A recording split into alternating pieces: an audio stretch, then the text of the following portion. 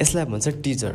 Action एकतर्फ, emotion एकतर्फ, डायलेक्स एकतर्फ र जुन तरिकाले भिलेनको प्रेजेन्टेसनलाई यो मुभीको टिजरमा प्रेजेन्ट गरेको छ नि त्यो आउटस्ट्यान्डिङ छ।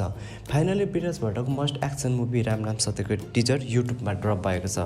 टिजर बस 2 मिनट 4 सेकेन्डको मात्रै छ तर दमदार छ।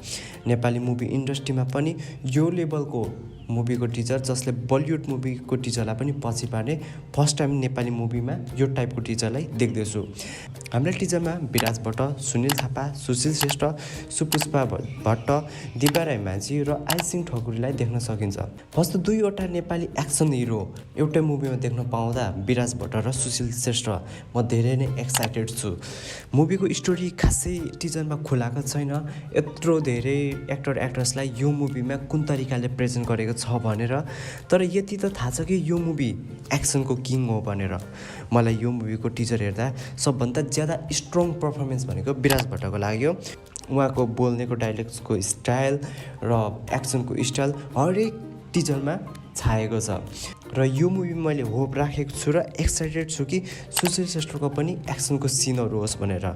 यो बन्दाले कहाँसम्म के गर्न सक्छ भनेर हामीलाई पहिला नै द आउटल दफामै देखाएको छ।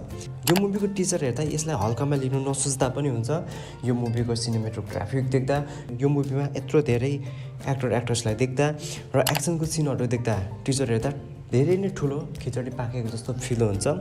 र अर्को भनेको सुनिल थापालाई लिएर सायद उहाँको यो अन्तिम फिल्म हुनसक्छ। उहाँले भिलेनको रोललाई यो मुभीमा दमदार तरिकाले प्रेजेन्ट गर्नुभएको छ जस्तो फिल गराउँछ। मेसिन गन बोकेर फायर गरेको देख्दा र जुन तरिकाले भिलेनमा हुनुपर्ने एनर्जी, दमदार आवाज त्यो सब देख्न सकिन्छ। र यो मुभीमा आइसिङको पनि फर्स्ट डेब्यू होला। उसलाई बस थोरै क्लिपमा मात्रै देखाइएको छ। यो मुभी हेर्न म त धेरै नै एक्साइटेड छु किनकि एक त ठुल्ठुलो कास्टलाई एक साइड देख्न पाउँदा र एक्सनलाई लिएर र भिलेनको स्ट्रङ पर्फर्मेन्सलाई लिएर धेरै नै एक्साइटेड छु। र ब्याकग्राउन्ड म्युजिकलाई लिएर एकदम एक्सन मुभी जस्तो भाइब फिल आइरहेको छ। बाँकी स्टोरीमा कतिको दम छ त्यो त अब पुरै फिल्म हेरेर मात्रै थाहा हुन्छ। र यो मुभी चैत 27 गते रिलिज हुने तयारीमा छ।